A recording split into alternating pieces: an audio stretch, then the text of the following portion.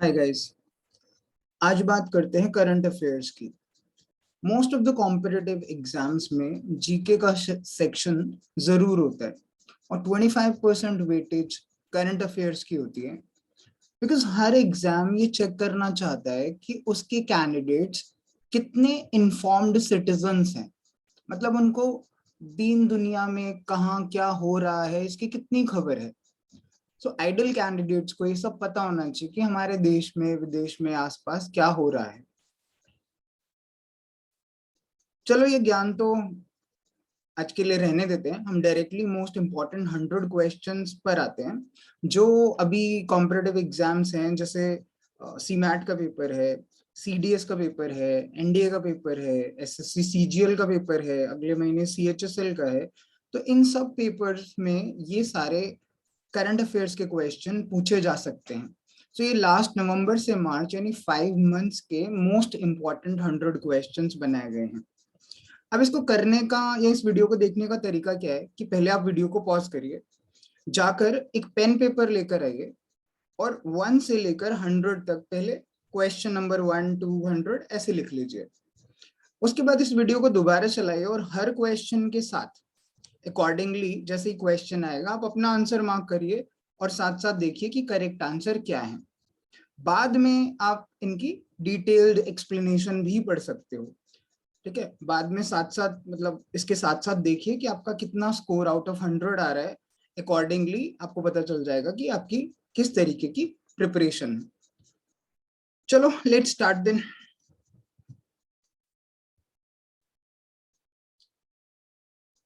अभी e commerce platform Nykaa आया था। इसकी सेल्फ मेड वुमेन है जो पहली रिचेस्ट सेल्फ मेड वुमेन बनी है इंडिया में। उनका नाम जल्दी बताइए। ओके, उनका नाम है फाल्गुनी नायर।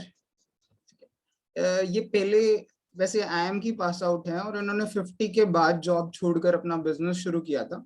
नायका को 2012 में शुरू किया था और आज ये एक बिलियनर है। सो नेक्स्ट क्वेश्चन पे चलते हैं। लाल सलाम, लाल सलाम किसने लिखा है? लाल सलाम से याद आता है नक्सल, नक्सलाइट्स। बताइए किसने लिखा है लाल सलाम? जी, लाल सलाम लिखा है स्मृति ईरानी ने। एक्चुअली ये 2010 में दंतेवाड़ा छत्तीसगढ़ में हमारे 76 सीआरपीएफ के जवानों को मार दिया गया था नक्सलाइट्स के द्वारा। उसके ऊपर लिखी गई एक बुक है जो स्मृति ईरानी जो यूनियन मिनिस्टर है हमारी, उन्होंने लिखी है। नेक्स्ट क्वेश्चन है, बुकर प्राइज जो डामन गैलगट को मिला है वो किस नॉवल के लिए मिला है?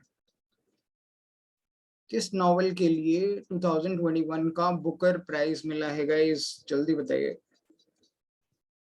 ओके, द प्रॉमिस के लिए मिला है Booker prize. The promise by Damon Galgut. ये इनका थर्ड शॉर्टलिस्टेड नॉवल है। हालांकि इनको अभी तक नहीं मिला था बट थर्ड वाले में इनको मिला है।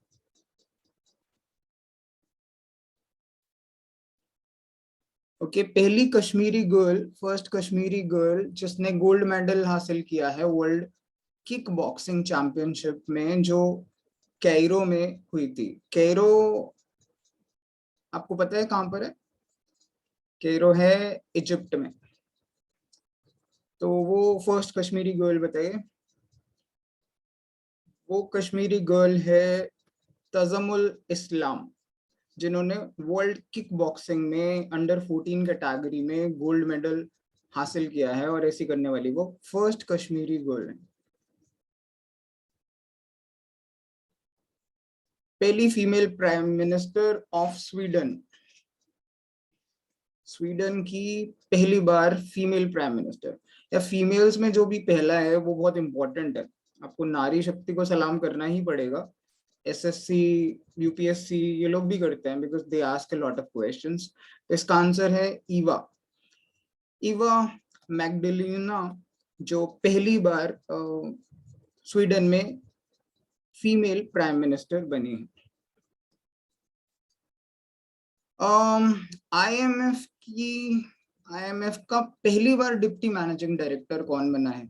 हाँ जी, ये पोस्ट एक्चुअली आईएमएफ में, इंडियन मॉनेटरी फंड में पहले कभी थी ही नहीं।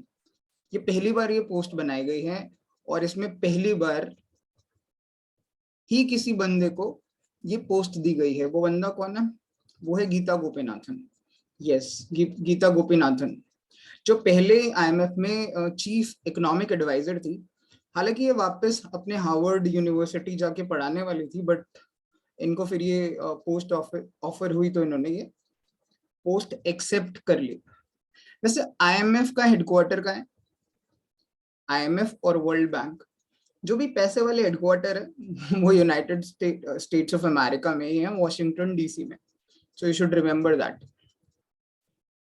अगला क्वेश्चन है, यूएस प्रेसिडेंट जो बिडेन ने अपना पॉलिटिकल एडवाइजर बनाया है, वो भी एक इंडियन अमेरिकन को। ये एक बहुत प्राउड की बात है कि हमारे इतने सारे जो इंडियन ओरिजिन लोग हैं वो बड़ी बड़ी कंपनीज के सीईओ हैं और अलग अलग देशों में बड़ी बड़ी पोस्ट पर, पॉलिटिकल पोस्ट पर भी काम कर रहे हैं। तो इंडिया में ब्रेन की कमी नहीं है गाइस। सो इसका आंसर है गौतम राघवन। गौतम राघवन को जो बिडेन ने अपना पॉलिटिकल एडवाइजर बनाया है। नेक्स्ट है, ब्रह्मोस का aerospace cruise missile manufacturing unit UP में कहां लगाया गया है? यूपी में अभी इलेक्शंस थे, इलेक्शंस के चलते बहुत सारी घोषणाएं की गई हैं, बहुत सारे नए नए प्रोजेक्ट शुरू किए गए हैं। तो ये ब्रह्मोस एयर स्पेस मिसाइल कहां पर एस्टैब्लिश की गई है बताइए। वैसे ब्रह्मोस के बारे में बता दूं तो ब्रह्मोस एक्चुअली ब्रह्मपुत्र और मॉस्को दो नदियों के नाम पर मिलाकर बना है ब्रह्मोस, और इसे इंडिया और रशिया दोनों ने मिलकर डेवलप किया है जी। तो इसका आंसर है लखनऊ। लखनऊ में राजनाथ सिंह ने इसके लिए अभी फाउंडेशन स्टोन ले किया था। नेक्स्ट क्वेश्चन है जी, prevention of mob violence and mob lynching bill कौन सी अभी 4th स्टेट है जिन्होंने पास किया है? इसका कुछ टाइम पहले काफी इशू चल रहा था जिसमें जैसे कैटल वगैरह या गाय वगैरह के तस्करी को लेकर कई एक पर्टिकुलर कम्युनिटी के लोगों को लिंच कर दिया जाता था, जिसमें पूरा मॉब होता था और उसके बाद उनको बिल्कुल भी कोई लॉ के हिसाब से न्याय नहीं मिल पा रहा था। इसलिए कुछ कुछ स्टेट्स इस तरीके को लॉ पास कर रहे हैं। तो अभी रिसेंटली एक 4th स्टेट है, वो कौन सा स्टेट है? वो स्टेट है झारखंड। झारखंड के सीएम हैं हेमंत सोरेन। तो वेस्ट बंगाल, राजस्थान और मणिपुर के बाद 4th स्टेट है झारखंड जिसने ये लॉ पास किया है जी। नई बुक है प्राइड, प्रेजुडिस एंड पंडिट्री, किसने लिखी है? ये इंडिया के एक काफी जाने माने नाम है, जाने माने पॉलिटिशियन हैं, ट्राई करिए। हाँ जी, शशि थरूर। शशि थरूर कई सारी बुक्स के लिए फेमस हैं। He is a voracious reader also, ये बहुत पढ़ते हैं बुक्स, और इनकी वोकैब के लिए भी ये काफी फेमस है। जब ट्विटर पे कोई भी ट्वीट करते हैं तो उसमें कुछ ना कुछ वर्ड्स ऐसे होते हैं जो लोगों का ध्यान अपनी तरफ आकर्षित करते हैं। ठीक है, एक इनकी बुक है एरा ऑफ डार्कनेस, वो भी बहुत फेमस बुक है जिसके लिए इनको साहित्य अकादमी अवार्ड मिला था 2019 में। तो अभी जो नई बुक आई है प्राइड, प्रेजुडिस एंड पंडिट्री, ये भी शशि थरूर ने लिखी है। नेक्स्ट क्वेश्चन है, सीईओ का नया सॉरी ट्विटर का नया सीईओ कौन है?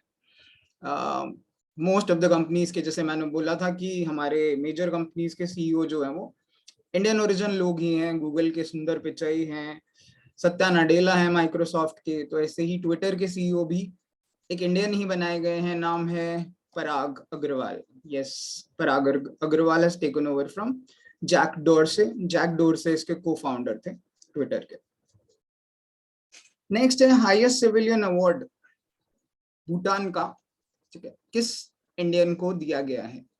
हाईएस्ट सिविलियन अवार्ड नगाडाग पेलगी खुरलो, बड़ा खतरनाक सा नाम है हाईएस्ट सिविलियन अवार्ड का। एनीवे ये दिया गया है नरेंद्र मोदी को। इंडिया और भूटान के रिलेशनशिप्स हमेशा से बहुत अच्छे रहे हैं। इंडिया बहुत हेल्प करता रहा है भूटान की। इनफैक्ट इलेक्ट्रिसिटी जनरेशन के लिए हाइड्रो पावर प्रोजेक्ट्स वगैरह भी काफी सारे इंडिया भूटान की हेल्प बनाने में, इंडिया भूटान की काफी हेल्प कर रहा है। भूटान के prime minister Lotay Tshering. Next है असम वैभव का अवार्ड असम दिवस पर किस भारतीय को दिया गया है? जी बताइए, असम वैभव अवार्ड किसको दिया गया है?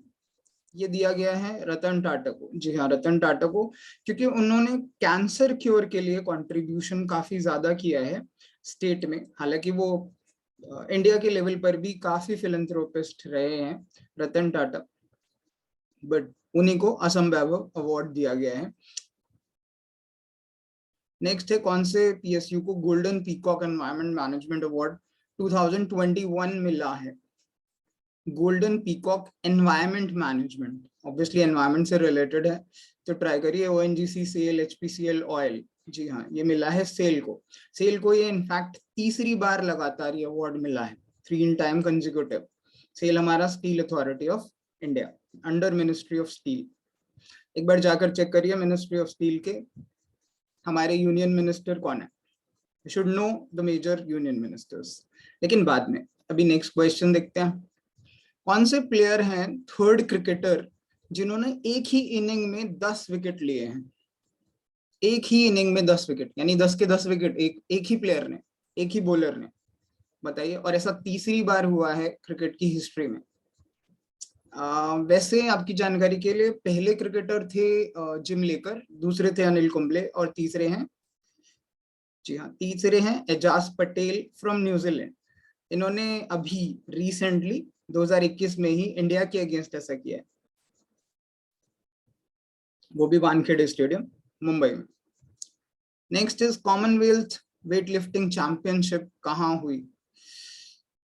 Commonwealth weight lifting championship 2021। Weight lifting की फेमस पर्सनालिटीज भी आपको पता होनी चाहिए, लाइक कौन सा प्लेयर किस स्पोर्ट से रिलेटेड है। मेरा भाई चानू एक बहुत फेमस नाम है जी। ये हुआ था ताशकंद में वेट लिफ्टिंग चैंपियनशिप। आपको ताशकंद उज्बेकिस्तान में है, उज्बेकिस्तान की कैपिटल है ताशकंद। ताशकंद अभी कश्मीर फाइल्स चल रही थी, मूवी काफी न्यूज में थी, तो उससे याद आ गया कि ताशकंद फाइल्स भी एक बुक है, एक मूवी है। ये भी काफी अच्छी मूवी है, सेम डायरेक्टर ने बनाई है। लेकिन ताशकंद फाइल्स, हमारे सेकंड जो प्राइम मिनिस्टर थे श्री लाल बहादुर शास्त्री, उनकी जो मौत हुई थी वो ताशकंद में हुई थी। और वो मतलब आज तक काफी इसके ऊपर मिस्ट्री है कि वो मौत हुई कैसे थी। ठीक है, उसी के बारे में ये मूवी है। सो आप चाहें तो वो मूवी भी वॉच कर सकते हैं। नेक्स्ट क्वेश्चन है 17th। FIDE international chess federation world championship जो दुबई में हुई थी, उसको किसने जीता? जी, चेस का वर्ल्ड चैंपियनशिप। वैसे ये बहुत सालों से एक ही बंदा जीतता आ रहा है। हाँ जी, उसका नाम है मैग्नस कार्लसन, जो बेसिकली नॉर्वे से है। ये बेसिकली, इसके ऊपर आर्ग्यूमेंट्स तो हैं, arguably he is one of the best players of chess. In fact एक दो वीडियो मैंने इसके ऐसे भी देखे हैं जिसमें कार्लसन जो है वो मतलब आंख बंद करके 10 प्लेयर्स के साथ इकट्ठे खेलते हैं, इकट्ठे 10 प्लेयर्स के साथ, और वो भी आंख बंद करके। लाइक यहाँ तो याद भी नहीं रहेगा कि एक प्लेयर को कि क्या चाल चली थी और दूसरे ने क्या चली थी। So that's amazing guys. Next है, कॉस्ट ऑफ लिविंग इंडेक्स के हिसाब से सबसे expensive city in the world, सबसे महंगी सिटी जहां पे रहना सबसे मुश्किल काम हो, world wide cost of living index के हिसाब से। जी, वो सिटी है Tel Aviv. Tel Aviv Israel में है, इजराइल की कैपिटल है टेल अवीव। और ये Paris, France, Singapore, London, Hong Kong, इनसे भी ज्यादा कॉस्टली एक्सपेंसिव सिटी अभी 2021 में कंसिडर हुई है। Next question, national mathematics day. हाँ जी, अभी ये दिसंबर एंड में ही ऑब्जर्व किया गया था। जो मैथमेटिशियन है हमारे काफी फेमस, श्रीनिवास रामानुजन, इसके ऊपर एक मूवी भी है the man who knew infinity. इन्होंने इनफाइनाइट सीरीज और बहुत सारी चीजें मैथमेटिक्स को दी हैं। तो इनके बर्थ एनिवर्सरी पर ये डे मनाया गया था, वो डे बताइए जल्दी से। जी वो डे है 22 दिसंबर। 22 दिसंबर को इनका बर्थडे पड़ता है। The man who new infinity, ये मूवी भी है, आप देख सकते हो।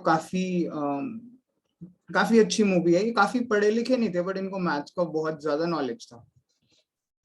कुछ कुछ लोग बोलते हैं कि इनको, इनकी जो देवी थी उनकी कृपा थी, इस तरीके से। नेक्स्ट क्वेश्चन है, पता नहीं अब ये कितना सच है, बट हाँ जी इन्होंने काफी कंट्रीब्यूट किया पॉजिटिवली।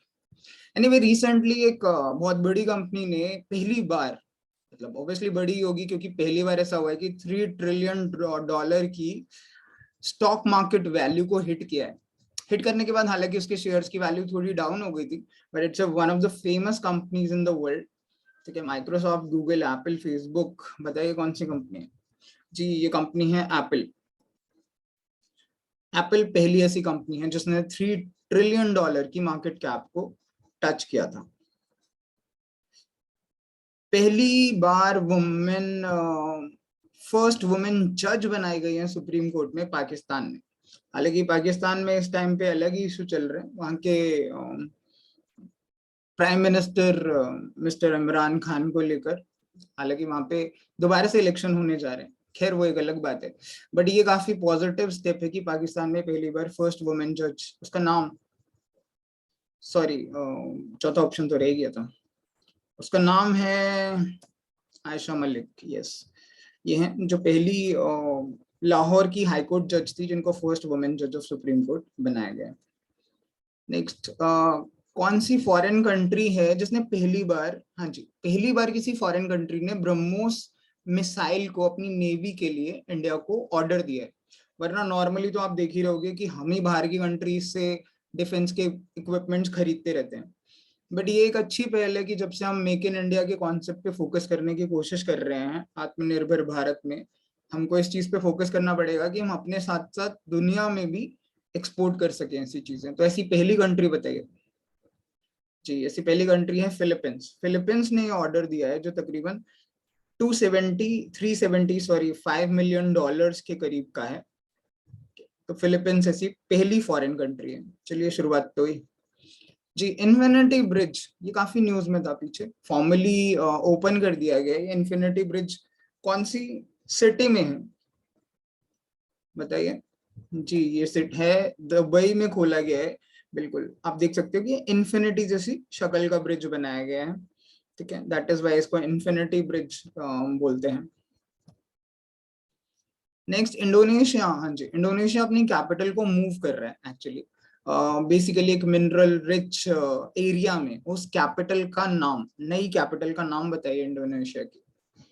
जी इंडोनेशिया की न्यू कैपिटल है नूसंतारा। जी नूसंतारा आप देख सकते हो, एक्चुअली अभी कैपिटल है जकार्ता थी बेसिकली, तो अब ये नूसंतारा मूव कर रहा है इसे ईस्ट कलिमंतन में। हाँ जी।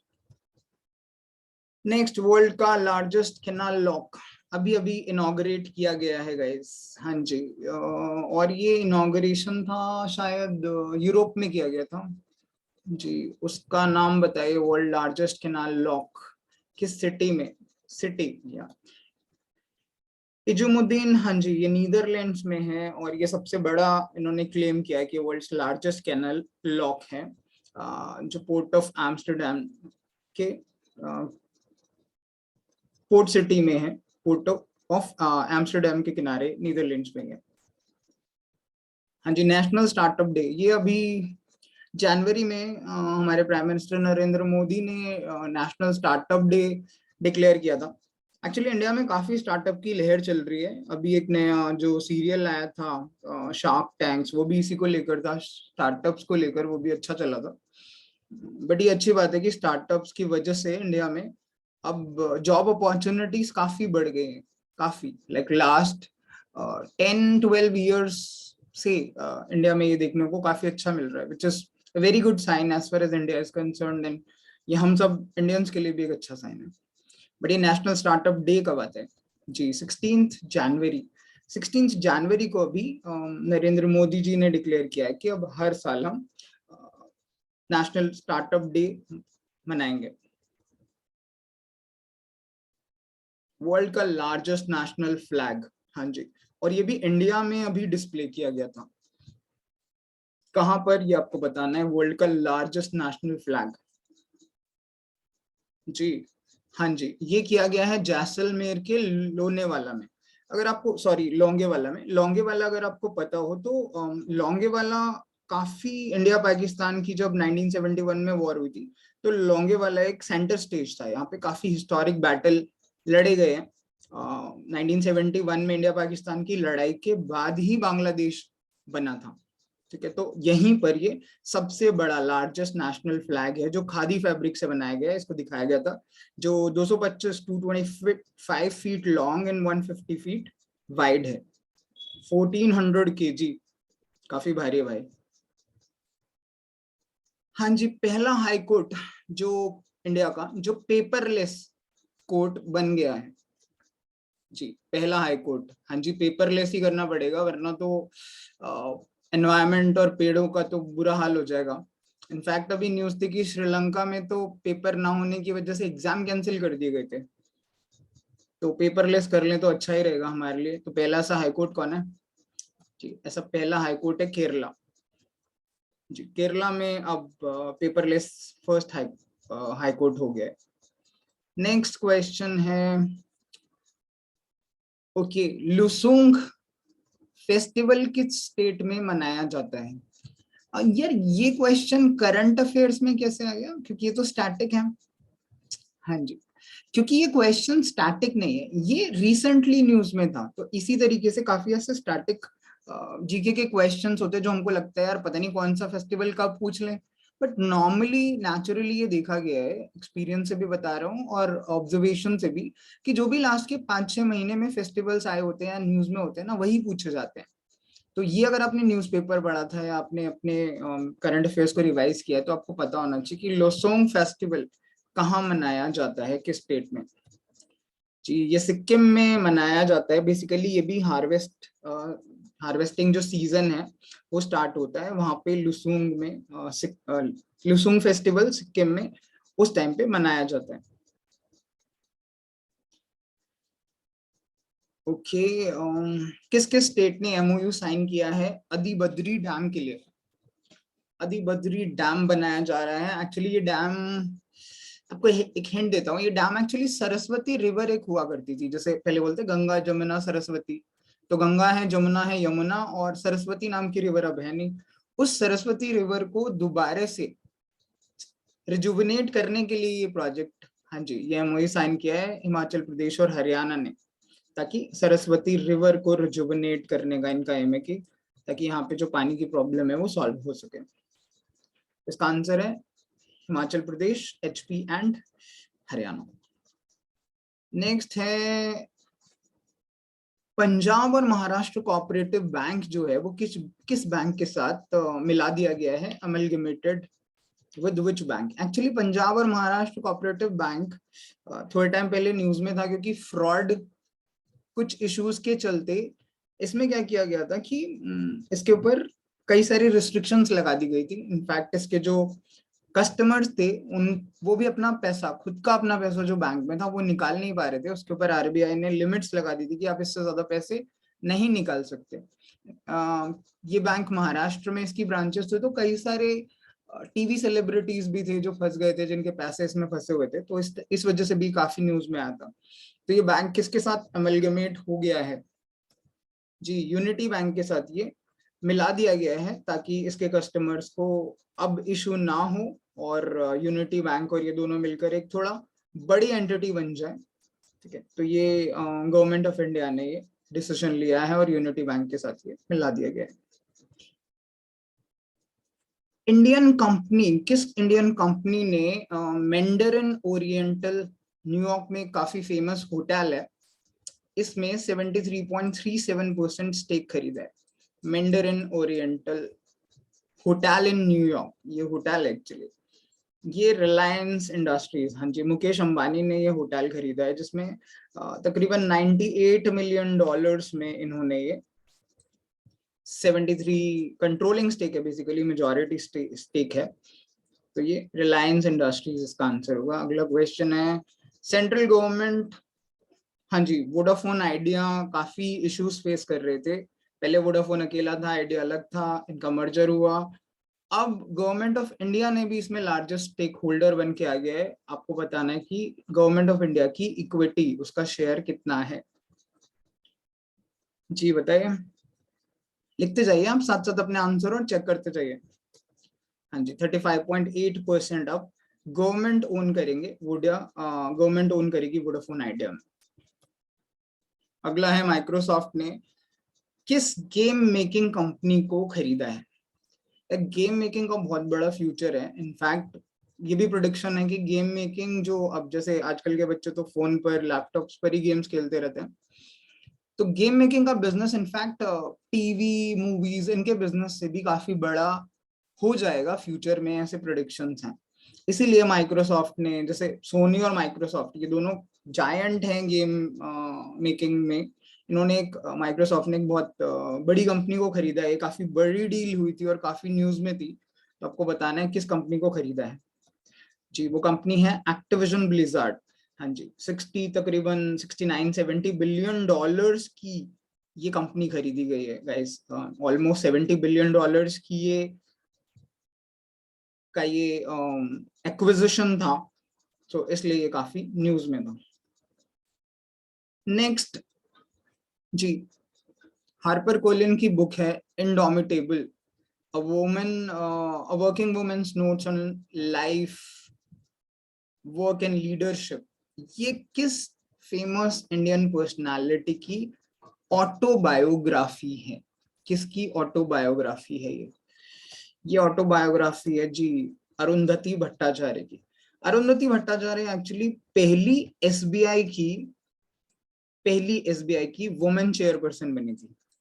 हालांकि अभी तो ये रिटायर हो चुके हैं अरुंधति भट्टाचार्य, बट इन्होंने पीओ से शुरुआत की थी। तो जो भी लोग बैंक पीओ की तैयारी कर रहे हैं, दे कैन अंडरस्टैंड कि वो किस लेवल तक पहुंच सकते हैं। अरुंधति भट्टाचार्य का नाम मतलब इंडिया में बैंकिंग और कॉर्पोरेट सेक्टर में बहुत फेमस है, तो उनके ऊपर ये बुक लिखी गई है। ये उनकी ऑटोबायोग्राफी, उनकी बायोग्राफी है बेसिकली, जो हार्पर कॉलिंस ने लिखी है। ऑटोबायोग्राफी तो नहीं है, बायोग्राफी है। ओके, एक और बुक पे क्वेश्चन है, little book of India celebrating 75 years of independence किसने लिखी है? जी जी, ये भी काफी फेमस ऑथर हैं। और एक और हिंट है, मसूरी में रहते हैं। जी, ये रस्किन बॉन्ड, ये बच्चों की बहुत सारी बुक्स लिखते हैं और ये मसूरी में रहते हैं, आराम से मस्त अच्छी अच्छी बुक्स लिखते हैं बच्चों के लिए। ठीक है, इन्होंने ये बुक लिखी है लिटिल बुक ऑफ इंडिया। अगला है फियरलेस गवर्नेंस, ये भी बुक ही आ गई। ओके, ये किसने लिखी है? Fearless governance, new book, recently थी ये। जो ये लिखी है किरण बेदी ने। किरण बेदी जो इंडिया की पहली आईपीएस ऑफिसर थी। अभी ये recently actually lieutenant governor of Pondicherry थी, पुडुचेरी बेसिकली। ठीक है, हमारी जो यूनियन टेरिटरीज है ना, उनमें सिर्फ 2 यूनियन टेरिटरीज ऐसी हैं जिनमें लेजिस्लेटिव असेंबली यानी विधानसभा भी है। उनमें से एक है पौंडीचेरी, एक है दिल्ली। तो दिल्ली में लेफ्टिनेंट गवर्नर है अनिल बीजल, और पौंडीचेरी में थी किरण बेदी। ठीक है, हालांकि इनके इशू वहां के सीएम से भी बहुत होते रहते थे, बट उसी एक्सपीरियंस और अपने पुराने 40 साल के आईपीएस के एक्सपीरियंस के ऊपर उन्होंने ये बुक लिखी है, फियरलेस गवर्नेंस। वैसे ये काफी फियरलेस मानी जाती है। Who has been appointed as the new chairman of railway board? हाँ यार, ये न्यू अपॉइंटमेंट्स मेजरली जैसे रेलवे बोर्ड का चेयरमैन, ये काफी इंपॉर्टेंट है और पूछा जा सकता है। तो इसका आंसर है विनय कुमार त्रिपाठी। जी, विनय कुमार त्रिपाठी को नया रेलवे का चेयरमैन और सीईओ बनाया गया। नेक्स्ट, टेस्ला ने अपने ऑटो पायलट टीम के लिए, हाँ जी, ऑटो पायलट के लिए फर्स्ट एम्प्लॉय हायर किया था, वो इंडियन ओरिजिन से था। इसमें और थोड़ी डिटेल्स ये है कि ये एलॉन मस्क ने एक्चुअली ये सोशल मीडिया में बेसिकली सोशल मीडिया के थ्रू ही इसको हायर किया था। ठीक है, वो बंदा कौन है जिसको हायर किया था, आपको ये बताना है। जी हाँ जी, अशोक अशोक इल्लू स्वामी को हायर किया गया था। और ये सोशल मीडिया बेसिकली क्या यूज करते हैं यार, लिंक्डइन। हाँ, लिंक्डइन के थ्रू इसको हायर किया गया था। तो ये फर्स्ट एम्प्लॉय है जो ऑटो पायलट टीम के लिए काम करेंगे टेस्ला में। इनका ट्विटर पे भी काफी न्यूज आई थी, और इसलिए भी ये इम्पोर्टेंट है कि नेक्स्ट है first women to head the Maharatna company ONGC. ONGC जैसी बड़ी कंपनी को अगर पहली बार कोई वुमेन हेड करे तो ये बहुत इंपॉर्टेंट क्वेश्चन है guys. So the name is Alka Mittal. जी, अलका मित्तल पहली बार एक फीमेल हेड हैं जो ओएनजीसी को, फीमेल हैं जो ओएनजीसी को हेड करेंगे। हाँ जी। नेक्स्ट है पद्म विभूषण। इनमें से किसको नहीं दिया गया? Was not conferred. Read the question carefully. नहीं दिया गया। एक्चुअली पद्म विभूषण 4 लोगों को दिया गया था। 4 तो ऑप्शन है, लेकिन इनमें से एक ऑप्शन वो नहीं है। वो ऑप्शन कौन है? वो ऑप्शन है Ghulam Nabi Azad.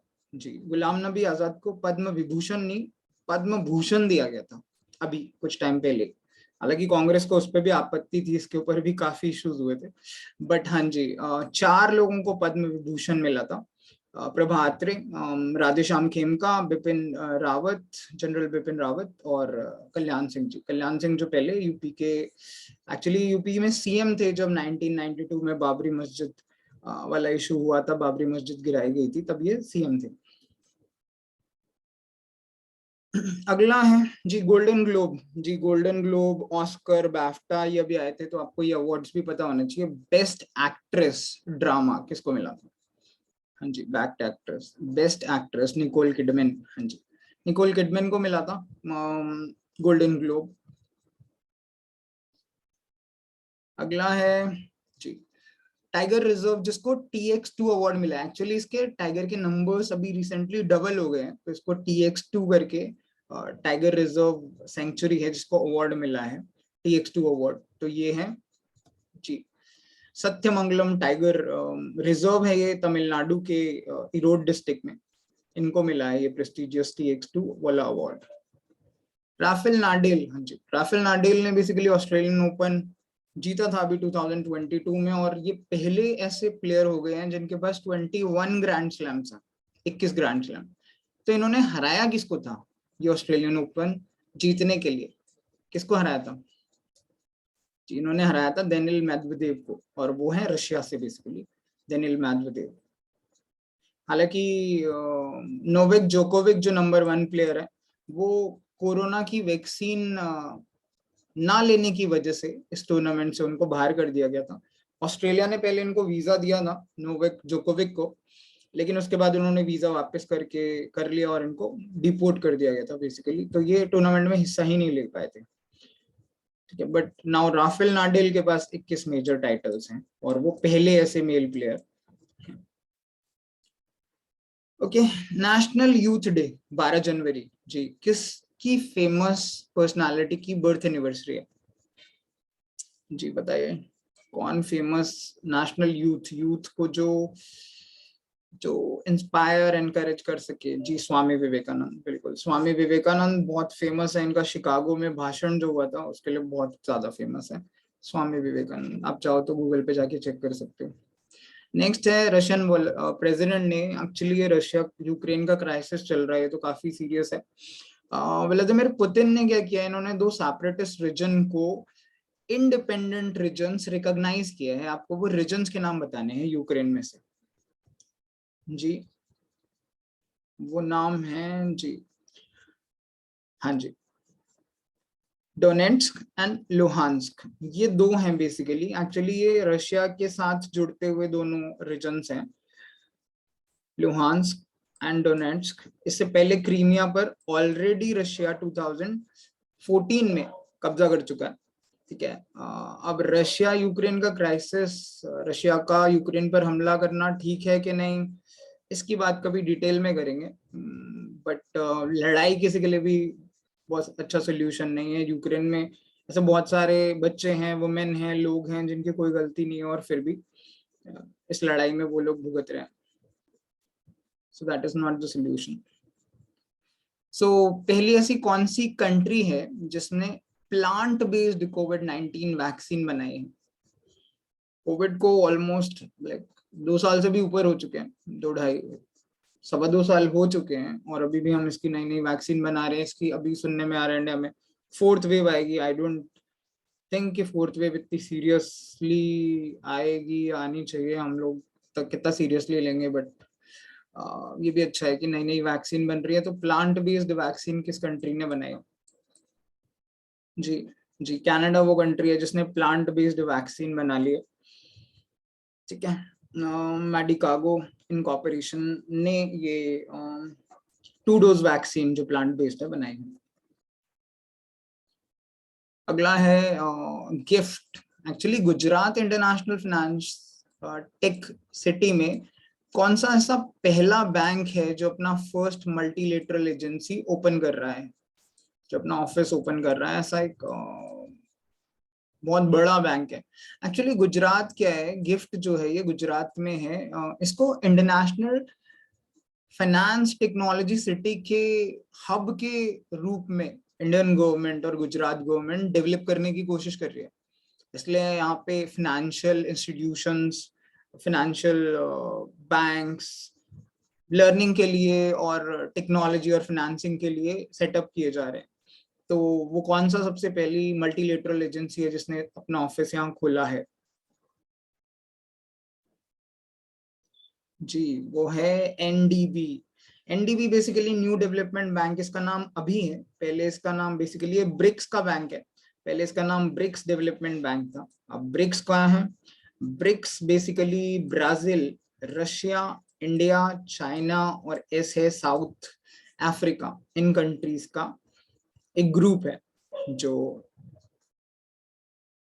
Basically bilateral ties और डेवलपमेंट पे काम करता है। ठीक है, तो इसने अपना बैंक गिफ्ट में खोला है, इसने अपना ऑफिस खोला है इस बैंक ने, न्यू डेवलपमेंट बैंक ने। कौन से ऐसे एथलीट थे जिनको 2022 में विंटर ओलंपिक्स में भेजा गया? विंटर ओलंपिक्स कहाँ हुए 2022 के?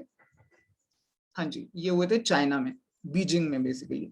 ठीक है, बीजिंग में। अब पॉइंट ये हुआ था कि बहुत सारे कंट्रीज ने बीजिंग में ये जो ओलंपिक हुए थे इसका बायकॉट किया था। अब ये बायकॉट 100% नहीं था, डिप्लोमेटिक बायकॉट था। डिप्लोमेटिक बायकॉट का मतलब होता है कि डिप्लोमेट्स नहीं गए लेकिन एथलीट्स गए थे। तो इंडिया की तरफ से भी सिर्फ एक ही एथलीट को भेजा गया था। उस एथलीट का नाम बताइए। अब ये बायकॉट क्यों हुआ था ये आप लोग एक बार जाके चेक करिए, you should know that part. जी, आरिफ खान। जी जी, आरिफ खान एक फेमस स्कीयर है। बेसिकली ये स्कीइंग करते हैं। ठीक है, ऑल्दो ये कोई मेडल जीत नहीं पाए वहां पे, but still he was the only one who represented India Beijing में विंटर ओलंपिक 2022 में। स्टैच्यू ऑफ इक्वालिटी, हाँ जी, ये हैदराबाद में बनाया गया है। इसकी हाइट बतानी है आपको, ये पूछा जा सकता है। अभी रिसेंटली ये अनवील किया गया था, स्टैच्यू ऑफ इक्वालिटी। जी, 216 फीट का ये है, और ये रामानुजाचार्य जो भक्ति संत माने जाते हैं, ठीक है, उनका ही स्टैचू है। और ये सिटिंग में बनाया गया स्टैचू है बेसिकली, यानी वो बैठे हुए हैं रामानुजाचार्य। ठीक है, सिटिंग में शायद वर्ल्ड का सबसे बड़ा स्टैचू है। हाँ जी, कौन सी कंट्री है जिसने डीएनए बेस्ड वैक्सीन बनाई है कोविड-19? अभी प्लांट बेस्ड बनाई थी कनाडा ने, डीएनए बेस्ड किसने बनाई है भाई बताइए? डीएनए बेस्ड, हाँ जी, इंडिया ने बनाई है। इंडिया काफी चीजों में लाइक इसकी वैक्सीन में काफी आगे रहा है। जैसे 2 मेजर फेमस वैक्सीन हमारी रही है, कोवैक्सीन जो भारत बायोटेक ने बनाई, और भारत बायोटेक का सेंटर है, इसका हेडक्वार्टर है हैदराबाद में। दूसरी फेमस वैक्सीन थी कोविशील्ड जो सीरम इंस्टीट्यूट ने बनाई, जिसका हेड ऑफिस जो बेस्ड है पुणे में। तो ये दोनों इम्पोर्टेंट है। और ये वाली जो है वो जायडस ने बनाई है, जायडस कैडिला ने। ठीक है, डीएनए बेस्ड वैक्सीन, तो ये भी इम्पोर्टेंट क्वेश्चन है। नरेंद्र मोदी जी ने, हाँ जी, एशिया का बिगेस्ट गोवर्धन, गोवर्धन कृष्ण जी ने उठाया था, और गोवर्धन अब जी बीजेपी में नरेंद्र मोदी जी ने इनॉग्रेट किया है, कहाँ पर किया है बताइए? गोवर्धन। जी ये इंदौर में है। काफी इंदौर को कई साल से क्लीनेस्ट सिटी का भी अवार्ड मिल रहा है पूरे इंडिया में। ठीक है, तो यहाँ पर ही गोवर्धन, बिकॉज ये गार्बेज और जितना भी कूड़ा कचरा गार्बेज है, गोबर है, उससे इन्होंने बायो सीएनजी प्लांट बना लिया है, इसलिए भी ये लोग बेसिकली क्लीनेस्ट सिटी का अवार्ड ले रहे हैं। हर घर जल, हाँ जी, हर घर जल में ये कोट्स नीचे चले गए, ऊपर की जगह, कोई बात नहीं। हर घर जल का एक अभी मिशन आया था। ठीक है, बेसिकली एक स्कीम थी कि हर घर जल, इसमें 100 डिस्ट्रिक्ट्स का प्लान था, तो आपको बताना है 100th डिस्ट्रिक्ट, अभी रिसेंटली 100th डिस्ट्रिक्ट तक हर घर नल से जल बेसिकली है। ये हर घर नल से जल, तो कौन सा वो 100th डिस्ट्रिक्ट है जहां पे ये हर घर नल से जल प्लान पूरा किया गया है? जी ये है चंबा। जी ये हिमाचल प्रदेश में चंबा है, जो 100th सिटी बना है हर घर नल से जल। बिकॉज इंडिया में अभी भी बहुत सारी ऐसी जगह है जहाँ पे पानी ही नहीं मिलता है यार। जी टोरगिया फेस्टिवल कहाँ पर मनाया जाता है? ये भी स्टैटिक का क्वेश्चन नहीं है, रिसेंटली ऐसा हुआ। टोरगिया, टोरगिया, टोरगिया बताइए। टोरगिया फेस्टिवल जी आंध्र प्रदेश में। जी जी टोरगिया फेस्टिवल बेसिकली आप याद कर सकते हो, चाइना आंध्र प्रदेश, सॉरी अरुणाचल प्रदेश को तोड़ने की कोशिश करता रहता है। वो कहता है कि अरुणाचल प्रदेश हमारा है, तो वहां पर ही तोड़ गया फेस्टिवल हो सकता है, that way you can remember it. एक ये भी बहुत इंपॉर्टेंट है, मोनास्टीज जैसे तवांग मोनास्टी अरुणाचल प्रदेश में ही है। इनका जो फेस्टिवल है, जो मेन फेस्टिवल शानाचम, बेसिकली यहाँ पे इनका रिचुअल डांस परफॉर्म होता है। इनके जो भगवान है, डीटीज हैं, उनको खुश करने के लिए मॉन्क्स परफॉर्म करते हैं, रिचुअल डांस है इनका ये शानाचम। ठीक है, तो तोरगिया फेस्टिवल में ये होता है, जो कि अरुणाचल प्रदेश में है। जी मेदरम जट्टारा फेस्टिवल, मेदरम जट्टारा ये भी काफी फेमस फेस्टिवल है, हो सकता है आपने सुना ना हो, लेकिन ये होता है तेलंगाना में। एक्चुअली ये इंडिया का सेकेंड लार्जेस्ट फेयर है, सबसे बड़ा। सबसे बड़ा कौन सा? सबसे बड़ा है बेसिकली हमारा कुंभ मेला। कुंभ के बाद यही फेस्टिवल है मेदरम जट्टारा, जो second largest fair in India है, और ये तेलंगाना में मनाया जाता है। कौन सा बैंक है पहला जो मेटावर्स में, जी मेटावर्स में अपनी शॉप ओपन कर रहा है? वर्ल्ड का बहुत फेमस बैंक है। Metaverse is going to be the future. In fact अभी रिसेंटली ये भी सर्वे हुआ था, और बिल गेट्स वगैरह ने भी बोला था कि अगले 2 से 3 साल में तकरीबन सारी हमारी मीटिंग्स जो है वो मेटावर्स में ही हुआ करेंगी। इसमें जो पहला स्टोर ओपन करने वाला हाउस है वो H&M है, पर बैंक कौन सा है वो बताइए? जी बैंक है जेपी मॉर्गन। ठीक है, जेपी मॉर्गन ने डिसेंट्रल लैंड बेसिकली में ब्लॉकचेन बेस्ड है ये सारा सिस्टम, बेसिकली क्रिप्टो करेंसी, और उसी लीग में आता है, मेटावर्स में ओपन किया है अपना फर्स्ट शॉप जेपी मॉर्गन ने। T+1 स्टॉक सेटलमेंट मैकेनिज्म को इम्प्लीमेंट करने वाला सेकेंड कंट्री चाइना के बाद कौन सा है? जी T+1 stock settlement, second country after China. हाँ जी ये कंट्री है इंडिया। T+1 और T+2 का क्या मतलब है? एक्चुअली अभी तक T+2 होता था, यानी जिस दिन आपने स्टॉक्स खरीदे, ट्रांजेक्शन किया, उसके 2 दिन बाद वो सेटलमेंट होता था। बट अब T+1 स्टॉक सेटलमेंट में अगले दिन ही स्टॉक जो है वो सेटल हो जाएगा। सो चाइना के बाद इंडिया ऐसा सेकेंड कंट्री बन गया। जी आरबीआई गोल्ड में कौन से नंबर पर था खरीदने में? आरबीआई ने जी काफी सारा गोल्ड खरीदा है। बल्कि मुझे तो लगता है आरबीआई को, मतलब भारत की महिलाओं से रिक्वेस्ट कर लेते तो आपको कभी खरीदने की जरूरत नहीं पड़ती। इंडिया में तो इतना सारा लेडीज के पास गोल्ड होता है। एनीवे इसका आंसर होगा, इंडिया में वर्ल्ड में हम कौन से नंबर पे थे गोल्ड खरीदने में? जी हम सेकंड नंबर पे थे। एक्चुअली फर्स्ट नंबर पे थाईलैंड था। थाईलैंड ने भी बहुत सारा गोल्ड खरीदा था, उन्होंने 90 मीट्रिक टन गोल्ड खरीदा था और इंडिया ने 77.5 मीट्रिक टन आरबीआई ने खरीदा था, तो we were on second rank, काफी गोल्ड खरीद रहे हैं हम भी। अदानी जी, अदानी तो काफी इन्होंने तरक्की की है पिछले 2 साल में, काफी रिचेस्ट लोगों में आ गए हैं। इन्होंने मीडिया कंपनी में भी स्टेक्स खरीदे हैं अभी रिसेंटली। वो मीडिया कंपनी का नाम बताइए जिसमें इन्होंने स्टेक खरीदे हैं अडानी। इनका तो बल्कि मुकेश अंबानी के साथ कंपटीशन चल रहा है, रिचेस्ट, हुरून रिचेस्ट और फोर्ब रिचेस्ट की लिस्ट में, कभी अदानी ऊपर तो कभी मुकेश अंबानी ऊपर।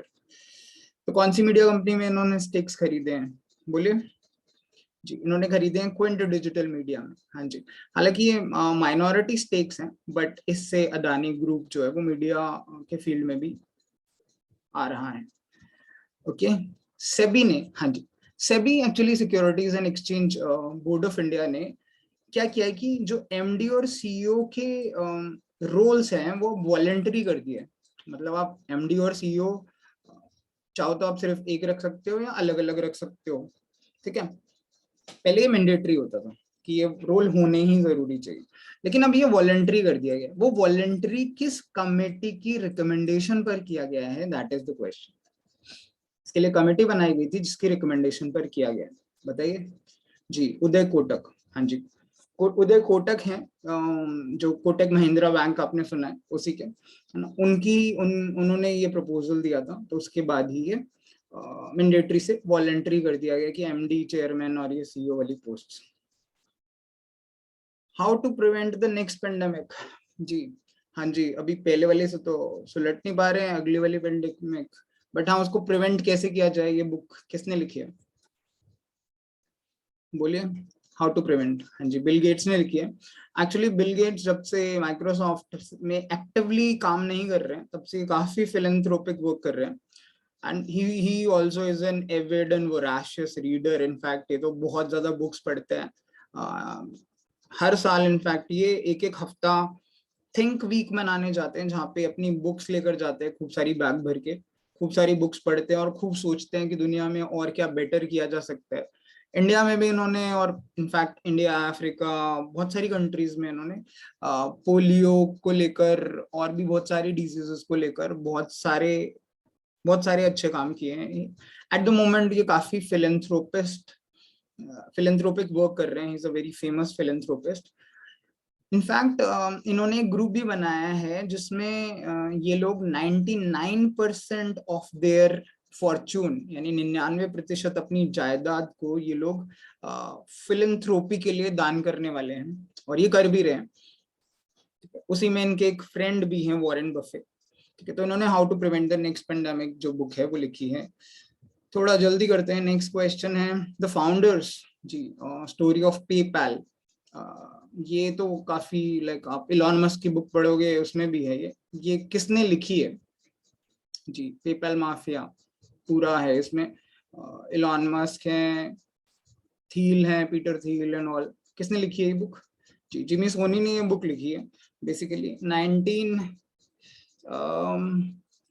लेट 90s में, बेसिकली 97-8 के दौरान ये पेपैल बना था, बाद में इसको ईबे को बेच दिया गया था। उसके बाद इन लोगों ने, ये जो फाउंडर्स थे, इन लोगों ने बहुत बड़ी बड़ी कंपनीज बनाई हैं, जैसे इलॉन मस्क ने तो कई सारी कंपनीज बनाई हैं, औरों ने भी काफी बिलियन डॉलर कंपनीज बनाई हैं। यूजीसी के नए चेयरमैन, यूनिवर्सिटी ग्रांट कमीशन के नए चेयरमैन, जल्दी बताइए जी? जगदीश कुमार। जगदीश कुमार ये एक्चुअली पहले जेएनयू के वाइस चांसलर थे, और अभी लास्ट में कुछ इशू भी हुआ था जेएनयू में, जब कुछ बाहर से लोगों ने आके बच्चों को पीट दिया था, तब इनके अगेंस्ट नारेबाजी भी काफी हुई थी। तो अभी इनको यूजीसी का चेयरमैन बनाया गया जी। First women vice chancellor of JNU, फिर से जेएनयू का क्वेश्चन जी।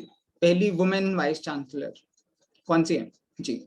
संती श्री धूलिपुदी पंडित जी।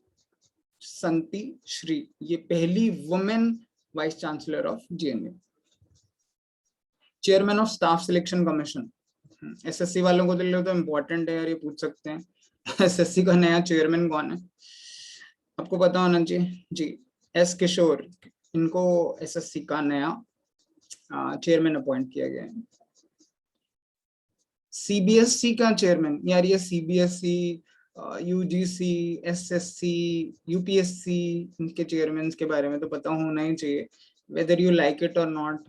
अब याद करने के तरीके आप बना सकते हो। विनीत जोशी बेसिकली सीबीएसई के चेयरमैन हैं। आप याद करने के लिए कुछ कुछ आप निमोनिक्स इस्तेमाल करो, जैसे सीबीएसई स्कूल में होता है, ठीक है, स्कूल में बच्चे जोश में रहते हैं, तो विनीत जोशी जी भी बच्चों के लिए जोश में सीबीएसई में काम करते हैं। याद रखिए। मनिका बत्रा जी टेबल टेनिस की काफी फेमस प्लेयर है। किस ब्रांड की एम्बेसडर बनाए गए हैं? किस ब्रांड की एम्बेसडर मनिका बत्रा? ये भी पूछा जा सकता है, मनिका बत्रा किस गेम से रिलेटेड है? टेबल टेनिस से। हाँ जी। तो ब्रांड एम्बेसडर हैं ये एडिडास की। हाँ जी, इनको एडिडास की ब्रांड एम्बेसडर बनाए गए। सेबी की पहली वुमेन चीफ, जी securities and exchange board of India की फर्स्ट वुमेन चीफ। पहली वुमेन कहीं पर भी चीफ है जो मेजर पोस्ट पे, वो हमेशा इम्पोर्टेंट है। हालांकि अभी बीचे सेबी में कुछ इश्यूज भी चल रहे थे। तो पहली सेबी की चीफ हैं Madhabi Puri Buch, right. She is the first non IAS also to head the regulatory body. So Madhabi को पहली वुमेन हैं जो सेबी की चीफ बनी है। नेक्स्ट है, हाँ जी, दादा Sahib Phalke international awards, film festival awards थे। किसको आउटस्टैंडिंग कंट्रीब्यूशन टू फिल्म्स के लिए, एक वेटरन एक्टर या एक्ट्रेस हैं जिनको ये अवार्ड दिया गया है, आउटस्टैंडिंग कंट्रीब्यूशन टू फिल्म्स। हालांकि best film, film of the year awards वगैरह भी कुछ कुछ हैं जो पुष्पा, शेरशाह वगैरह को दिए गए हैं। You should go through that list also. But outstanding contribution to films किस वेटरन एक्टर को दिया गया? जी आशा पारेख जी को। हाँ जी, ये अपने टाइम में काफी फेमस थी आशा पारेख जी। बाकी की लिस्ट भी आप देख सकते हैं डिटेल में। अगला क्वेश्चन है हिलाले पाकिस्तान। हाँ जी, इनका ये सेकंड, पाकिस्तान का सेकंड हाईएस्ट सिविलियन अवार्ड है हिलाले पाकिस्तान। भाई ऑलरेडी हिला हुआ है वैसे Pakistan, but no kidding, but इनका जो फर्स्ट अवार्ड है वो निशाने पाकिस्तान है, ठीक है। तो हिलाले पाकिस्तान किस रिसेंटली सिविलियन ऑनर है, किसको दिया गया? जी ये रिसेंटली बिल गेट्स को दिया गया। एक्चुअली इन्होंने पाकिस्तान में काफी काम किया है पोलियो इरेडिकेशन के लिए। इनफैक्ट ये पूरी दुनिया में काफी काम कर रहे हैं, जैसे अभी हमने बात की थी ना फिलैंथ्रोपी पे, इन्होंने काफी काम किया जी। World games athlete of award 2021, world games athlete of the year किसको मिला है? किसको मिला है? ये एक्चुअली सेकंड इंडियन है जी। PR श्रीजेश, श्रीजेश हैं, ये सेकेंड इंडियन है रानी रामपाल के बाद। रानी रामपाल बेसिकली हॉकी की काफी फेमस प्लेयर है, ठीक है। तो PR श्रीजेश को बेसिकली ये भी हॉकी में ही है, इनको world games athlete of the year award 2021 दिया गया। पहली आईपीएल की कौन सी टीम है भाई जो यूनिकॉर्न बन गई है? या आईपीएल तो वैसे भी मनी मेकिंग मशीन है बॉस। 8 टीमें थी पहले, अभी 2 नई टीमें आ गई हैं। एक लखनऊ की है और एक गुजरात की है। तो कौन सा ऐसा पहला आईपीएल टीम है जो यूनिकॉर्न? यूनिकॉर्न होता है बेसिकली जिसकी वैल्यूएशन $1 बिलियन यानी तकरीबन 7,000 करोड़ प्लस हो जाए, $1 बिलियन जी। चेन्नई सुपर किंग्स जी। मतलब आजकल $1 76 रुपीज का है, तो 7600 करोड़ हो गया। वो $1 बिलियन होता है, रुपीज में वो उसी हिसाब से कन्वर्ट हो जाता है। तो $1 बिलियन जिस भी कंपनी की वैल्यूएशन हो वो यूनिकॉर्न कहलाता है, ठीक है। तो चेन्नई सुपर किंग्स ऐसी पहली आईपीएल टीम है। Youngest Indian to win women single title 2022 में Odisha open badminton tournament. Youngest Indian to win this, ठीक है, ये हैं उन्नति हुड्डा, जिन्होंने 14 साल की उम्र में ये, she is I guess the 14-year-old, या इन्होंने 14 साल की उम्र में ये उड़ीसा का ओपन बैडमिंटन टूर्नामेंट जीता है, यंगेस्ट। हाँ जी, दुनिया का सबसे मतलब तीसरा सबसे बड़ा क्रिकेट स्टेडियम इंडिया में कहाँ बनाया जा रहा है? जी, दुनिया का सबसे बड़ा क्रिकेट स्टेडियम अभी बना था, इनॉग्रेट हुआ था, वो भी इंडिया में। वो बेसिकली इसमें ऑप्शन तो नहीं, हाँ गुजरात में है बेसिकली, ठीक है। सेकंड इंडिया के बाहर है, अब थर्ड फिर से इंडिया में। बताइए उसका नाम कहाँ पर है वो? अभी हालांकि इसका फाउंडेशन स्टोन ले किया गया है, कहाँ पर? हाँ जी, जयपुर में किया गया है, बिल्कुल ठीक है। फर्स्ट वाला जो है वो अहमदाबाद में, मैंने कहा था अभी गुजरात में है, नरेंद्र मोदी स्टेडियम। और दूसरा ऑस्ट्रेलिया में है, मेलबर्न, एमसीजी बोलते हैं उसको, मेलबर्न में। तीसरा फिर से इंडिया में। ये तो काफी अच्छी चीज है कि पहले तीन में से, मतलब तीन सबसे लार्जेस्ट में से दो तो इंडिया में ही है। Good guys. हाँ जी, फर्स्ट प्लेयर, हाँ जी, जिसने फर्स्ट क्लास डेब्यू में ही ट्रिपल सेंचुरी मारी है, ऐसा पहला प्लेयर जिसने क्रिकेट में, यानी डेब्यू होता है जब आपका पहला मैच होता है, तो फर्स्ट क्लास का पहला मैच था और पहले मैच में ही ट्रिपल सेंचुरी मारने वाला पहला प्लेयर। जी, कौन है वो? जी, वो है सकीबुल गनी। जी, इन्होंने अभी पहले ही मैच में 405 बॉलों में 341, 341 रन बनाए थे फर्स्ट क्लास डेब्यू में। नेक्स्ट है सादिया तारिक। हाँ जी, इन्होंने गोल्ड मेडल जीता था अभी रिसेंटली। ये किस स्पोर्ट से रिलेटेड है? इस तरीके से भी पूछ सकते हैं कि किस स्पोर्ट से रिलेटेड है, बोलिए। सादिया तारिक। जी, Sadia Tariq wushu. Wushu basically kung fu type होता है, कराटे कुंफू टाइप, ठीक है, इससे रिलेटेड है। और इन्होंने अभी रिसेंटली गोल्ड मेडल जीता था मॉस्को में। अंडर 19, ओके, अंडर 19 में इंडिया ने वर्ल्ड कप टाइटल जीता है फिफ्थ टाइम, पांचवी बार अंडर 19, राइट। बट किसको हरा के जीता है, दैट इज द क्वेश्चन। बताइए, इंडिया ने किसको हराया? जी, इंडिया ने इंग्लैंड को हराया। लगता है लगान याद आ गई थी। हाँ जी, इंडिया ने इंग्लैंड को हराकर अंडर 19 वर्ल्ड कप जीता है अभी, पांचवी बार। एक्चुअली पहली बार मोहम्मद कैफ जब कैप्टन थे 2000 में जीता था, फिर 2008 में विराट कोहली थे, 2012 में उन्मुक्त चंद थे, पृथ्वी शाह 2018, और अब पांचवी बार बेसिकली यश धुल इस टाइम पे कैप्टन थे। तो ये पांचवी बार इंडिया ने जीता है, तो लगान से याद रखिए। जी, टॉम टॉम ट्रैफिक इंडेक्स, भैया दुनिया की सबसे कंजस्टेड सिटी कहाँ है? यार मुझसे पूछोगे तो फरीदाबाद ही है, क्योंकि इतना ट्रैफिक होता है। बट इसमें ऑप्शन नहीं है, तो आप बताइए दुनिया में सबसे ज्यादा कंजस्टेड सिटी कहाँ है? जी, और अब तो स्कूल कॉलेजेस सारे खुल गए हैं तो और ज्यादा भीड़ होती है। सबसे ज्यादा कंजस्टेड सिटी है इस्तांबुल। या इस बार की रैंकिंग में सबसे ऊपर इस्तांबुल है। हमारे इंडिया में सबसे कंजस्टेड सिटी मुंबई है, जो वर्ल्ड में नंबर 5 पर रही है congested cities. Okay. International IP index, basically intellectual property index में इंडिया की रैंकिंग में थोड़ा सा हल्का सा सुधार हुआ है, तो रैंकिंग बतानी है आपको। बहुत ज्यादा मेजर चेंज तो नहीं आया, लेकिन हाँ धीरे धीरे इंप्रूवमेंट है। कुछ भी धीरे धीरे इंप्रूवमेंट हो तो अच्छी बात है। बताइए उसका रैंक, इंडिया का रैंक। ये रैंक पूछा जा सकता है, इंडिया का एचडीआई में, करप्शन इंडेक्स में क्या क्या रैंक है।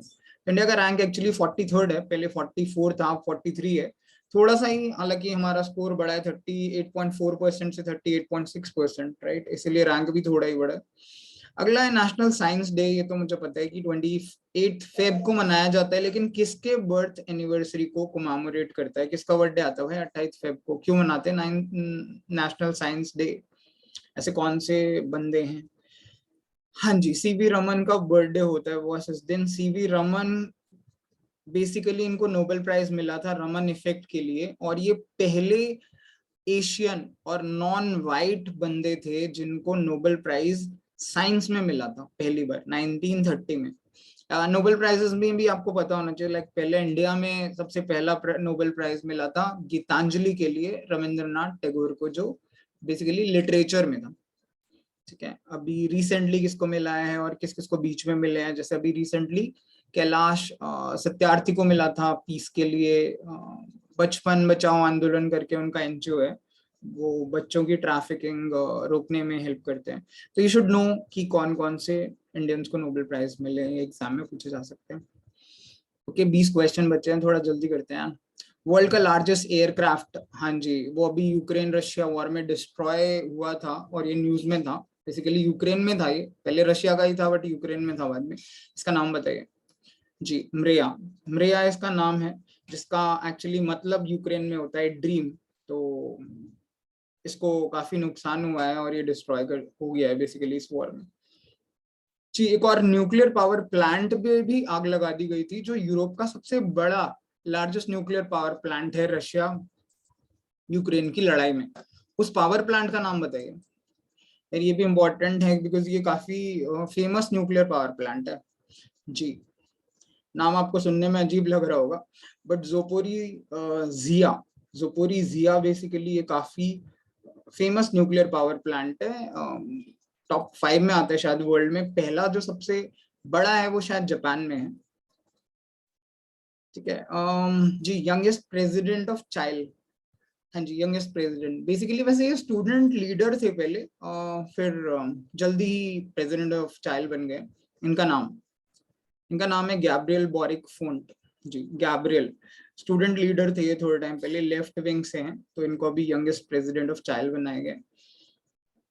जी, कौन सी कंट्री ने साउथ एशिया में, हाँ जी, टॉप किया है किस टर्म्स में, कि लिस्टेड जितनी कंपनीज हैं उनके बोर्ड में वुमेन वहां सबसे ज्यादा हैं। लिस्टेड कंपनीज के बोर्ड ऑफ डायरेक्टर्स या बोर्ड ऑफ मेंबर्स जो होते हैं ना, उसमें वुमेन सबसे ज्यादा है। ऐसी कौन सी साउथ एशियन कंट्री है जिसने टॉप किया है?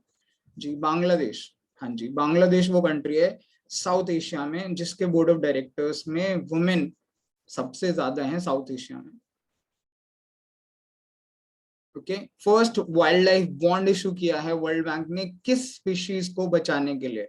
फर्स्ट वाइल्ड लाइफ बॉन्ड, ये भी इंपॉर्टेंट है, वाइल्ड लाइफ बॉन्ड। हाँ जी, जी, ब्लैक रिनो को बचाने के लिए वाइल्ड लाइफ बॉन्ड इश्यूज किए गए हैं। ये पैसा जो भी होगा, ये जो भी बॉन्ड से पैसा होगा, वो सब इनकी एंडेंजर्ड स्पीशीज को बचाने के लिए यूज किया जाएगा। ऑपरेशन गंगा। जी, यूक्रेन से जो हमारे इंडिया के स्टूडेंट्स को, लोगों को बाहर निकाला गया है, उस इवैक्यूएशन के ऑपरेशन को ऑपरेशन गंगा कहते हैं। ठीक है, ये तो पता है हमको भी, लेकिन उसमें 4 मिनिस्टर्स को भेजा गया था कि आप जाइए, और अलग अलग कंट्रीज में भेजा गया था कि आप जाइए और वहां से इंडियंस को इवैक्यूएट करिए।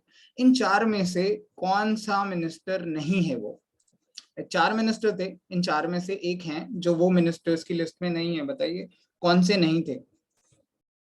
जी, एस जयशंकर नहीं थे एक्चुअली। किरण रिजिजू, वीके सिंह, हरदीप सिंह पुरी और ज्योतिरादित्य सिंधिया, ये 4 मिनिस्टर्स को भेजा गया था।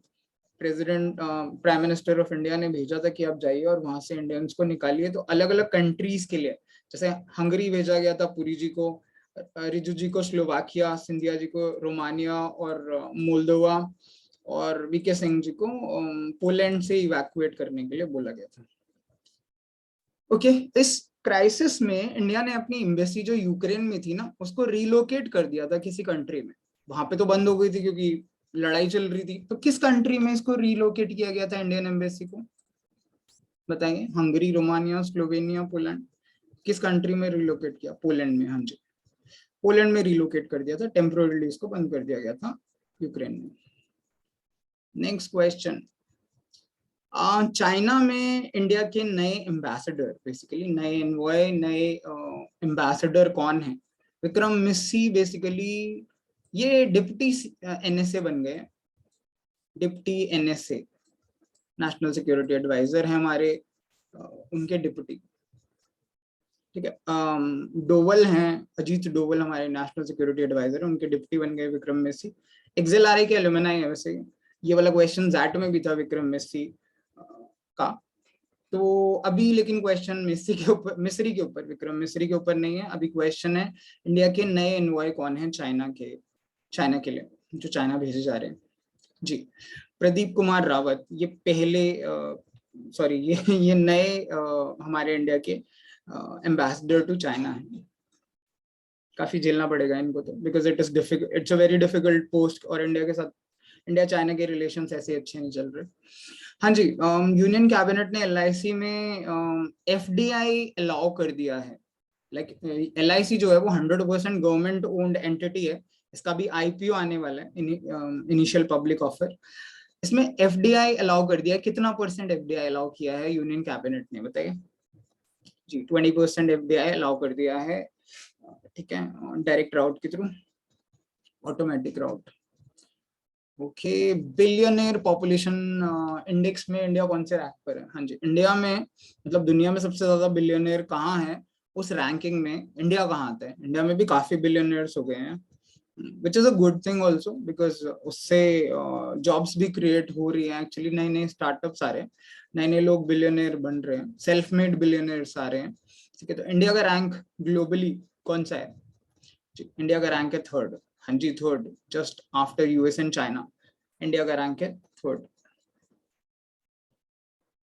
The queen of Indian pop, ये बायोग्राफी किस इंडियन पॉप सिंगर की है? The queen of Indian pop, recently अभी ये बुक लॉन्च हुई है, ये किस पॉप सिंगर के ऊपर लिखी गई है, जल्दी बताइए जी। उषा उत्थप, उषा उत्थप के ऊपर ये बुक लिखी गई है बेसिकली। ये एक्चुअली बुक पहले इंग्लिश में थी, उसका ट्रांसलेशन किया है, ये उनकी बेटी है सृष्टि झा, उनकी बेटी ने ये ट्रांसलेट की है बुक जी। हाँ जी, गीतांजलि श्री, इनकी जो बुक थी वो इंटरनेशनल बुकर प्राइज के लिए नॉमिनेट हुई थी, हालांकि जीत नहीं पाई, लेकिन नॉमिनेट हुई थी गीतांजलि श्री की अभी book recently international Booker prize के लिए। बुक का नाम बताइए जी। बुक का नाम है टॉम्ब ऑफ सैंड। हाँ जी, टॉम्ब ऑफ सैंड उन 13 बुक्स में से थी जो इंटरनेशनल बुकर प्राइज के लिए नॉमिनेट हुई थी। अगला क्वेश्चन है जी, लिटिल बुक ऑफ जॉय, ये आर्क बिशप डिसमंड टीटू हैं, इन्होंने लिखी थी किसी के साथ, किनके साथ मिलकर को ऑथर की थी, that is what you have to tell. किसके साथ ये बुक इन्होंने मिलकर लिखी थी जी? दलाई लामा के साथ, बिल्कुल। नोबेल पीस प्राइज विनर हैं दलाई लामा। दलाई लामा और डेसमंड टीटू ने ये बुक मिलकर लिखी है, little boy of sorry little book of joy जी। अभी इंडिया की एक फेलो को basically royal society of Edinburgh का फेलोशिप दिया गया है स्कॉटलैंड में, वो कौन है? Who was elected as a fellow of the Royal Society of Edinburgh in Scotland? जी वो कौन है जी? वो है किरण मजूमदार शाह। बेसिकली ये बायोकॉन की हेड है, बायोकॉन कंपनी काफी बड़ी है और इसकी किरण मजूमदार शाह, ये काफी फेमस इंडिया में एंटरप्रेन्योर है। अगला क्वेश्चन है Stockholm water prize 2022। Stockholm water prize, Stockholm water prize मेरा है एमेरिटस को, एमेरिटस विल्फ्राइड। बेसिकली इन्होंने एनवायरमेंट के ऊपर काफी काम किया है, he had work to quantify environmental evaporation, उसके लिए इनको ये प्राइज मिला गया। नेक्स्ट है who is the first para athlete to receive Padma Bhushan award? Padma Bhushan, पहले पैरा एथलीट हैं ये जिनको पद्म भूषण दिया गया है जी, इनका नाम बताइए। पैरा एथलीट पहले जिनको पद्म भूषण मिला है जी, देवेंद्र झांझरिया। देवेंद्र झांझरिया को पहली बार पद्म भूषण अवार्ड दिया गया है। बेसिकली इन्होंने कई सारे अवार्ड जीते हुए जी। नेक्स्ट क्वेश्चन है हमारा Abel prize. Abel prize mathematics का नोबल माना जाता है ना। नोबल प्राइजेस में ये भी होता है, नोबल प्राइजेस कहाँ दिए जाते हैं, कब दिए जाते हैं, कितने होते हैं, पीस प्राइज कहाँ मिलता है और बाकी के कहाँ मिलते हैं, ये चीजें आपको पता होनी चाहिए। एबल प्राइज नोबल ही माना जाता है मैथमेटिक्स का, क्योंकि नोबल प्राइजेस में तो मैथमेटिक्स में मिलता नहीं है नोबल प्राइज। तो एबल प्राइज इस बार किसको दिया गया है जी? हाँ, डेनिस सुलिवन को दिया गया है जी, डेनिस सुलिवन। इन्होंने बेसिकली किस चीज पे काम किया था यार? हाँ जी, टोपोलॉजी के ऊपर काम किया था, राइट। टोपोलॉजी का algebraic geometric and dynamical aspects पे इन्होंने काम किया था जी। एक और प्राइज आ गया फिर से यार, एक प्राइज और, ये सारे इंपॉर्टेंट हैं ठीक है। फर्स्ट इंडियन है जिनको बोल्ट्जमैन मेडल मिला है, बोल्ट्जमैन प्राइज, बोल्ट्जमैन मेडल, पहले इंडियन बताइए जी। दीपक धर। दीपक धर ये पुणे के काफी फेमस साइंटिस्ट हैं ठीक है, पुणे में साइंटिस्ट हैं, इनको स्टैटिस्टिकल फिजिक्स के लिए ये बोल्ट्जमैन मेडल दिया गया है। सुषमा स्वराज अवार्ड अभी अनाउंस किया है किसी स्टेट ने वहां की वुमेन के लिए। किस स्टेट ने अनाउंस किया है Sushma Swaraj award? Basically Sushma Swaraj award है तो दिया तो होगा बीजेपी की स्टेट्स नहीं, बट ये तो सारे ऑप्शन ऑलमोस्ट बीजेपी वाले ही हैं जी। हरियाणा ने, हरियाणा में ये अवार्ड अनाउंस किया। लास्ट क्वेश्चन, 100th क्वेश्चन है, पहली वुमेन और तीसरी क्रिकेटर हैं जो 6 वर्ल्ड कप में अपीयर हुई हैं, यानी 6 वर्ल्ड कप में खेली है, ऐसी पहली वुमेन और तीसरी क्रिकेटर, और ये इंडियन ही है, इनका नाम बताइए। बेसिकली पहले थे जावेद मियांदाद पाकिस्तान के, दूसरे हैं सचिन तेंदुलकर और तीसरी है ये, इनका नाम बताइए। काफी फेमस प्लेयर है इंडिया की जी, इनका नाम है मिथाली राज। मिथाली राज एक काफी फेमस बैट्समैन है और काफी सालों से ये क्रिकेट खेल रही है, इनफैक्ट 23-24 साल से खेल रही है क्रिकेट। ये 6 वर्ल्ड कप था उनका ठीक है, तो ये लास्ट ऐसी क्रिकेटर है। तो बॉस ये थे 100 मोस्ट इंपॉर्टेंट क्वेश्चंस, एक बार आप दोबारा से ये सारे क्वेश्चंस को चेक करिए, ठीक है, एंड इनकी डिटेल्स को पढ़िए। अगर आपको कुछ भी डाउट्स है, अपना स्कोर लिखिए कमेंट्स में कि आपका क्या क्या स्कोर रहा है। आपको कुछ भी डाउट है तो आप हमको इन नंबर्स पे कॉल करके पूछ सकते हैं या कमेंट सेक्शन में भी लिख सकते हैं, ठीक है। And all the very best for your exam, hope you do well, ठीक है। सो बस लट गार्ड के आना है, ठीक है, and crack your exams. All the best.